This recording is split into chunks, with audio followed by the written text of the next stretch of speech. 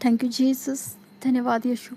सभी को जय मसीह की। परमेश्वर आपको बहुत आशीष दे। आज का वचन आपकी ज़िंदगियों के लिए 10वीं 60वीं 100 गुना फल लेकर आए। सभी ने आज का वचन आनंद के साथ ग्रहण करना है। आमीन। और शांति के साथ, धीरज के साथ बनाए रखना। देखिए, जब हम परमेश्वर के वचन को आनंद के साथ ग्रहण करते तो खुदावंद परमेश्वर का अनुग्रह आपकी ज़िंदगियों में ठहरता है।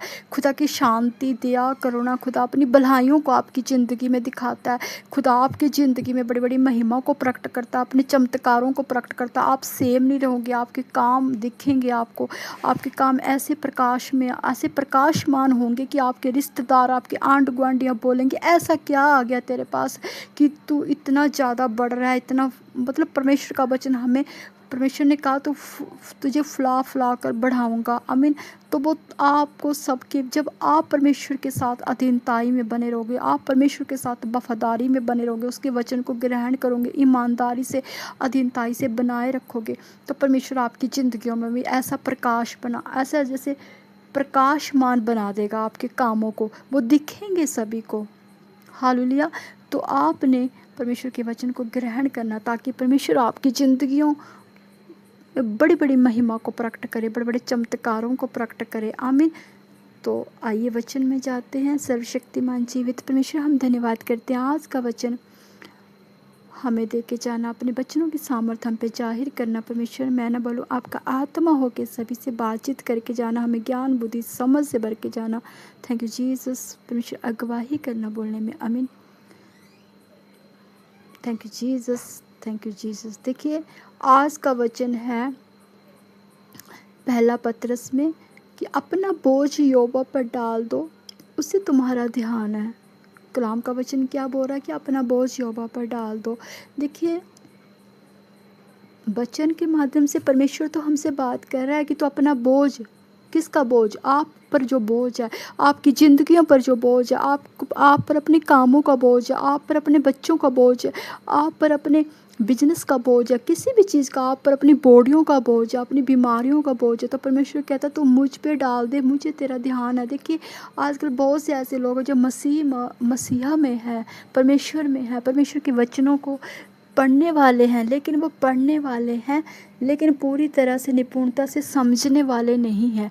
वो परमेश्वर के वचनों को तो पढ़ते हैं, लेकिन जब उनकी ज़िंदगी में कुछ गंभीर परिस्थितियां आ जाती हैं, जैसे कोई फाइनेंशियल लॉस हो जाता है, बच्चे जिद करते हैं, पति कहना नहीं मानते, घर में कोई प्रॉब्लम हो जाती है ना, वो वचन को पढ़ते हैं, उनको पता है कि प्रभु ने कहा है, लेकिन वचन को पढ़ के वो अनसुना कर देते हैं, उस वचन की गहराई तक नहीं जाते, वचन पर विश्वास नहीं बनाए रखते।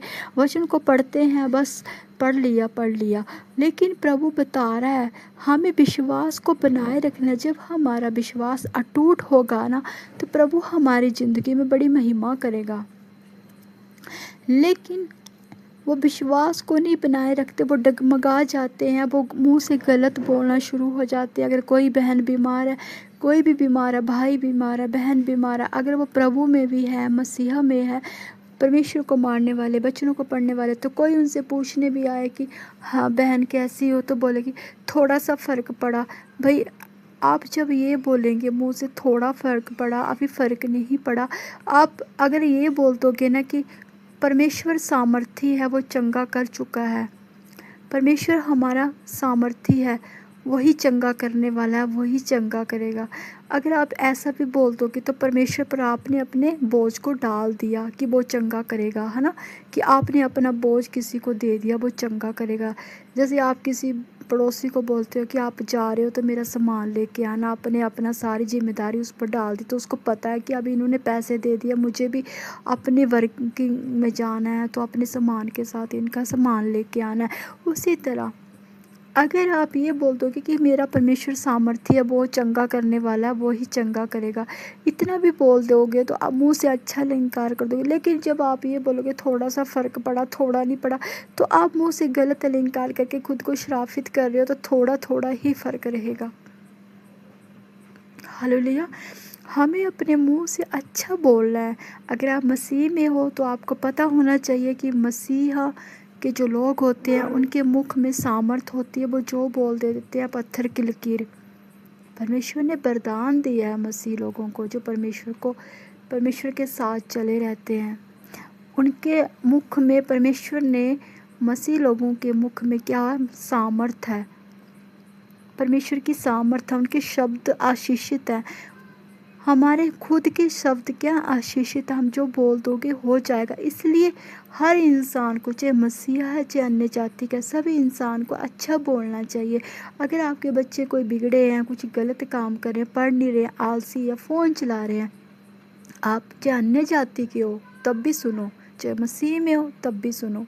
लेकिन आपने कभी ये नहीं बोलना अपने बच्चों को, ये निकम्मा है, तू कुछ कर नहीं सकता, तेरा तो कुछ हो ही नहीं सकता, तू तो फ़ोन ही चलाता रहेगा, तेरी तो बीवी आके भी तेरे को रोएगी, तेरा तो कल्याण नहीं होगा। ऐसा देखिए, बहुत सी ऐसी औरतें होती हैं ना जो अपने बच्चों को गलत बोलती हैं, गुस्से में, क्रोध में, है ना।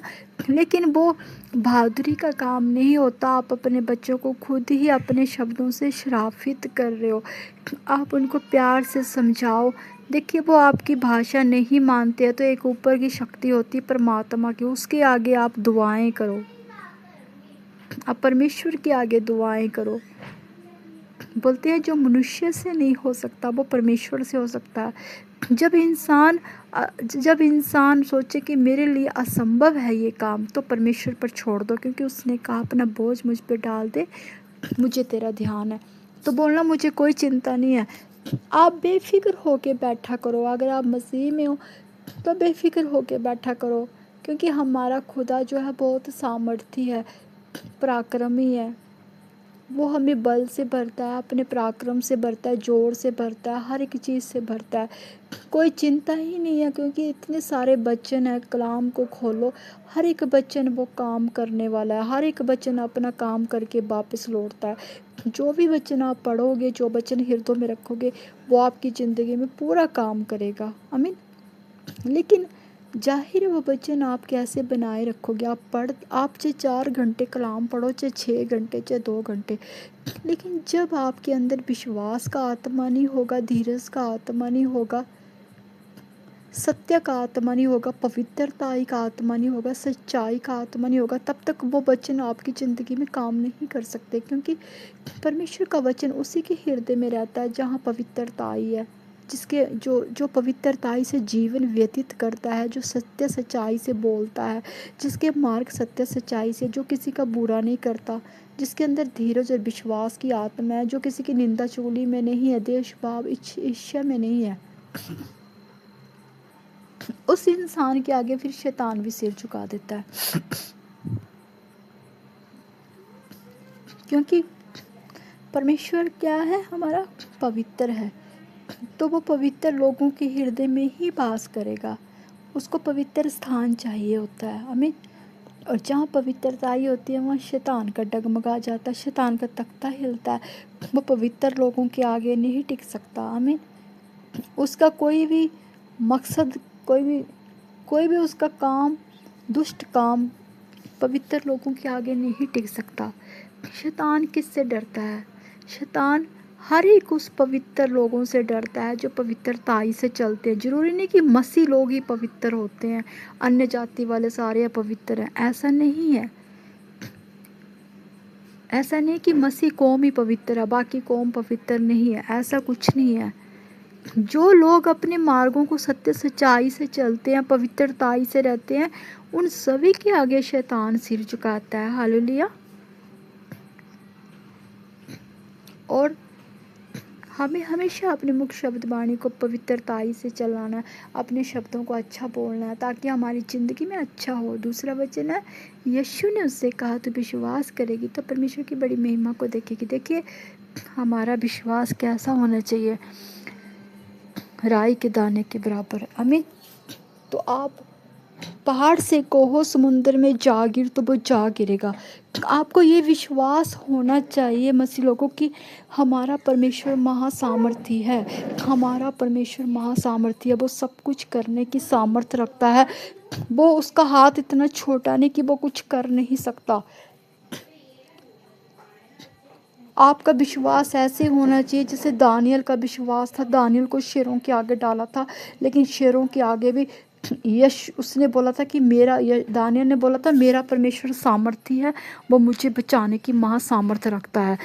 तो उसका विश्वास इतना बड़ा था कि मुझे शेरों के आगे राजा ने डाल दिया, लेकिन दानियल का विश्वास था कि परमेश्वर यीशु मेरी ज़िंदगी में महिमा करेंगे, वो मुझे बचा लेंगे। तो यीशु परमेश्वर ने अपने दूतों को भेज के, स्वर्गदूतों को, शेरों का मुंह बंद किया और परमेश्वर ने दानियल की ज़िंदगी में अपनी बड़ी महिमा को प्रकट किया। आमीन। और परमेश्वर ने दानियल की ज़िंदगी में अपनी बड़ी महिमा को प्रकट किया, दाऊद की ज़िंदगी में अपनी महिमा को प्रकट किया। और एक 12 वर्ष की लहू बहने वाली स्त्री थी ना, और तो उसने क्या कहा था, उसका कितना बड़ा विश्वास था कि मैं उसके वस्त्र को छू लूँगी, चंगी हो जाऊँगी। तो उसकी ज़िंदगी में भी परमेश्वर ने कितनी महिमा प्रकट की थी। मरियम का कितना बड़ा विश्वास था कि यीशु यहाँ होता तो मेरा भाई जिंदा हो जाता। तो उसके कितने बड़े विश्वास ने उसके भाई को दोबारा जीवित करवाया। इसलिए हमारा विश्वास बहुत बड़ा होना चाहिए, तो आपकी ज़िंदगी में परमेश्वर बड़ी महिमा कर। हमारा परमेश्वर सिर्फ विश्वास पर काम करता है। जितना बड़ा आपका विश्वास, उतनी बड़ी आपकी ज़िंदगी में बड़ी महिमा प्रकट होगी, बड़े चमत्कार होंगे, क्योंकि परमेश्वर सिर्फ विश्वास करने वालों के लिए सब कुछ मुमकिन है। ये विश्वास ही एक ऐसा माध्यम है जो आपको बड़े से बड़े मकाम तक लेके जाएगा। विश्वास ही एक ऐसा माध्यम है जो आपको रंक से राजा बना सकता है। आप प्रार्थना कर रहे हो, डेली प्रार्थना में बैठो, डेली प्रार्थना कर रहे हो। अभी आपने अधीनताई से, सत्य सच्चाई से प्रार्थना की, और थोड़ी देर के बाद आप हफ्ता भर, आप 1 सप्ताह वेट कर रहे हो कि नहीं, परमेश्वर पता नहीं मेरी ज़िंदगी में महिमा करेगा कि नहीं करेगा, पता नहीं ऐसा होगा कि नहीं होगा, जो मांगा मिलेगा कि नहीं मिलेगा। मैं अपनी बात बताती हूँ, मैंने पहले भी बताया था, शायद कुछ ने सुना, कुछ ने नहीं सुना होगा। तो मेरे परिवार में भी ऐसी प्रॉब्लम थी जब मैं नई नई प्रभु में थी, और मैं अन्य जाति से थी, हिंदू धर्म से हूँ मैं भी, लेकिन प्रभु ने मुझे चुना, अपने कामों के लिए खड़ा किया। तो मेरे घर में भी कोई प्रॉब्लम थी। मेरा खुद का भाई जो 6 साल से घर से चला गया था, 6-7 साल से, तो वो बहुत से उन्होंने पंडित जोशों से इलाज कराया मम्मी पापा ने, लेकिन नहीं आया। वो हार के, थक के बैठ गए। तो मैंने उनको एक ही बार बोला कि अब जोशी पंडित को घर में मत बुलाओ, रोज़ बुलाना मेरे सामने। मैंने बोला मत बुलाओ, 1 साल दो मुझे, 6 महीने 1 साल दो, और यीशु पर विश्वास करो, तब तक मत किसी को बुलाओ, मत मनी ख़त्म करो अपनी बेकार के। वो ऐसे कोई हवन कर रहे हैं, वैसे वो उनको पता, कमज़ोरी का पता चल गया था कि इनकी वीकनेस क्या है। जब इंसान को वीकनेस पता चलती तो वो दबाता है उनको। तो मैंने कहा ये कुछ नहीं कर सकते, सिर्फ जिंदा परमेश्वर ही उसको ला सकता है। तो मेरे मम्मी पापा ने भी बात मानी। तो मेरा देखो कितना विश्वास था, जो 6-7 साल से घर से नहीं आया, फिर भी मैंने परमेश्वर के यीशु पर विश्वास किया कि नहीं, मेरा भाई परमेश्वर ला सकता है। मैंने 1 साल तक, मैंने भी तो पेशेंस रखा। मैंने किसी और पास्टर से प्रार्थना तक नहीं करवाई, खुद अपने भाई के लिए दिन रात मैंने फास्टिंग रख के प्रार्थना की। और कईयों ने तो कहा था, जोशी पंडितों ने, कि वो कभी घर नहीं आएगा, कभी नहीं आएगा बोला घर। एक ने नहीं, 10 ने बोला वो घर नहीं आएगा। लेकिन मैंने फिर भी अपने मम्मी पापा को हौसला दिया कि मम्मी, मैं यीशु को मानती हूँ, आप चाहे ना मानो, लेकिन वो जिंदा परमेश्वर है। उसने सबकी ज़िंदगी में बड़े बड़े काम किए। जो मुर्दे लाजर को जिंदा कर सकता है, वो मेरे भाई को भी ला सकता है। मैंने इनको हिम्मत दिलाती रही और प्रार्थना में जुटी रही, प्रार्थना में, फास्टिंग में जुटी रही, रात भर बैठे रहना। इन्होंने मुझे डांटना कि ऐसा क्या है, रात को प्रार्थना, लाइट ऑफ कर करके मैंने प्रार्थना की कि इनको पता न चले। देखो मैंने ऐसा प्रभु का पल्ला पकड़ लिया। मैंने बोला प्रभु, मैं जब भी बैठती थी मैं बोलती थी, प्रभु मैं तेरी हजूरी में दीनताई से बैठी हूँ, अधीनताई से बैठी हूँ, सत्य सच्चाई से, पवित्रताई से बैठी हूँ। मैं तेरी हजूरी से खाली नहीं लौटूंगी। तू मुझे अपनी हजूरी से खाली नहीं लौटाएगा। मेरा भाई आएगा और परमेश्वर यीशु आप ही लेके आओगे। आप मेरे घर में, हमारे घरों में बड़ी बड़ी महिमा को प्रकट करोगे, बड़े चमत्कारों को प्रकट करोगे, ये मेरा विश्वास है परमेश्वर। तो फिर मैंने कहा, खुदा आप मेरे भाई को लाओ चाहे ना लाओ, लेकिन मेरा विश्वास बहुत बड़ा है, आप लाओगे लाओगे। मैं डटी रही परमेश्वर के बोलते, जब किसी चीज़ को चाहिए होता ना, पीछे ही पड़ जाओ। मैं डटी रही, छोड़ा ही नहीं पल्ला। मैं अपनी प्रार्थना का लेवल बढ़ा दिया, 9-9 घंटे प्रार्थना, 7-7 घंटे बाइबल। मैं 3-3 घंटे सोती थी, 3-3 घंटे पूरी रात प्रार्थना, दिन को प्रार्थना, खाना फास्टिंग करना, शाम को खाना खाना, फिर मैंने फास्टिंग में मिडनाइट में बैठ जाना। मैंने बहुत स्ट्रगल किया, 1 साल तक स्ट्रगल किया। तो 1 साल के बाद प्रभु ने दर्शन के माध्यम से बात किया, तेरा भाई 6 महीने के बाद घर आएगा। देखिए, ऐसा विश्वास होना चाहिए। ये नहीं, मैंने तो नहीं कहा परमेश्वर को कि परमेश्वर 2 महीने हो गए, 3 महीने हो गए, मेरा भाई नहीं आ रहा, 4 महीने हो गए। बिल्कुल भी नहीं प्रभु के आगे कुड़कुड़ाई। हालांकि मेरे घर वालों ने बोला 4 महीने हो गए अभी तक तो आया नहीं, पता नहीं आएगा कि नहीं आएगा। लेकिन मेरी मम्मा का विश्वास भी मेरी तरह बड़ा था। वो भी ऐसे बोल रहे थे कि नहीं, यीशु ज़रूर लेके आएगा, यीशु ज़रूर लेके आएगा। लेकिन 6 महीने हो गए, 7 महीने हो गए, मैंने अपनी हिम्मत नहीं छोड़ी। मैं लगन के साथ, सत्य सच्चाई के साथ परमेश्वर का पल्ला पकड़े रखा। मैंने पकड़े ही रखा। लेकिन मैं लगी रही। तो परमेश्वर ने भी देखा कि ये हारने वाली नहीं है, ये जीतने वाली लड़की है। मैं हमेशा पाक पवित्र हजूरी में, आप भी जब पाक पवित्र हजूरी में बैठो तो ये बोलना, प्रभु मैं तेरी पाक पवित्र हजूरी में बैठी हूँ, आज मैं खाली हाथ नहीं निकलूँगी यहाँ से, मेरे हाथ भरे हुए निकलेंगे। जो मैंने मांगा यस मुझे मिल गया है। जब आप प्रार्थना करके उठो तो ऐसे बोलना, यस मुझे मिल गया है, जो मैंने प्रार्थना में विश्वास से मांगा प्रभु ने मुझे दे दिया। मैं हमेशा ये बोलती थी, हमेशा प्रार्थना के बाद, मेरा भाई आ चुका है, परमेश्वर यीशु अपने सामर्थ्य हाथों से लेके आ गए हैं, वो आ चुका है। आपके कोई काम पेंडिंग, आपने बोलना वो काम हो चुका है, परमेश्वर यीशु ने कर दिया। मैंने भी तो 1 साल तक ऐसे विश्वास करके बोलती रही, आ गया, घर आ गया, परमेश्वर यीशु लेके आ गया, और सच में एक दिन लेके भी आ गया। हालेलुया। तो हमारा विश्वास इतना बड़ा होना चाहिए, तभी परमेश्वर हमारी ज़िंदगी में बड़ी बड़ी महिमा करता है। हालेलुया। हमारा विश्वास बहुत बड़ा होना चाहिए, क्योंकि विश्वास पर ही परमेश्वर ऊपर से देखते हैं, स्वर्ग राज से नीचे, कि हम क्या कर रहे हैं। अगर 3 महीने के बाद मैं अपनी हिम्मत छोड़ देती, 6 महीने के बाद हिम्मत छोड़ देती, 8 महीने के बाद, 9 महीने के बाद, 10 महीने के बाद, 1 साल हो गया था, मैं 1 साल के बाद हिम्मत, 12 महीने ख़त्म हो गए, तब भी मैं हिम्मत छोड़ देती कि 1 साल हो गया, परमेश्वर ने मेरी प्रार्थना सुनी नहीं। मैंने कहा, प्रार्थना, कोई भी प्रार्थना है आपकी, 6 महीने के बाद उत्तर लेके नहीं आई, तो मैंने कहा 1 साल के बाद उत्तर लेके ज़रूर आपकी प्रार्थना आपकी गोद में आएगी। हालेलुया। लेकिन विश्वास कभी मत छोड़ना। हो सकता है अगर बीच में आपसे कोई गलती हो गई तो वो प्रार्थना 2 साल के बाद आए, 3 साल के बाद उत्तर लेके आए। लेकिन मैंने कहा, वचनों से भरकर प्रार्थना किया करो। वचनों से भरकर प्रार्थना हमारी ज़िंदगी में उत्तर लेके आती है। पर ऐसा कोई काम नहीं है जो परमेश्वर, अगर आपकी प्रार्थना लेट हो रही है, आपकी प्रार्थना डिले हो रही है, 1 साल हो गया, 2 साल हो गए, नहीं परमेश्वर सुन रहा है। परमेश्वर तो सुन रहा है, लेकिन आप कहाँ गलत हो चुके हो, या बोलने में, या उठने में, या चाल चलन में, या चरित्र में, किसी भी थां से आप गलत होंगे, तभी आपकी प्रार्थना 1 साल के बाद उत्तर लेके नहीं आएगी। हालेलुया। लेकिन हमारे चरित्र भी पवित्र होना चाहिए, सत्य सच्चाई से देखना, किसी की निंदा नहीं करनी, किसी की चुगली। मैंने 1 साल तक अपने घर वालों से भी ज़्यादा बात नहीं की, क्योंकि मुझे पता है जब फैमिली में बैठना तो औरतें निंदा चुगली करती, उधर की तो कान में पड़ जाती। टीवी तो मैं देखती नहीं, प्रभु के जो ब्लेस बच्चे होते हैं वो टीवी नहीं देखते। ना मैं टीवी देखती हूँ, ना मैं ज़्यादा फ़ोन चलाती, प्रभु के कामों के लिए फ़ोन को उठाती हूँ। मैंने 1 साल तक बहुत ज़्यादा स्ट्रगल किया अपने ब्रदर के लिए, और परमेश्वर की आत्मा ने दर्शन के माध्यम से बात भी किया, और प्रभु उसको लेके भी आया। हालेलुया। तो हमारे विश्वास अटूट होना चाहिए, क्योंकि जितना बड़ा आपका विश्वास होगा, खुदावंद उतनी बड़ी आपकी ज़िंदगी में बड़े बड़े फजल, बड़ी बड़ी महिमा को प्रकट करेगा। तो अपने विश्वास को अपने खुदा के प्रति बनाए रखें। आमीन।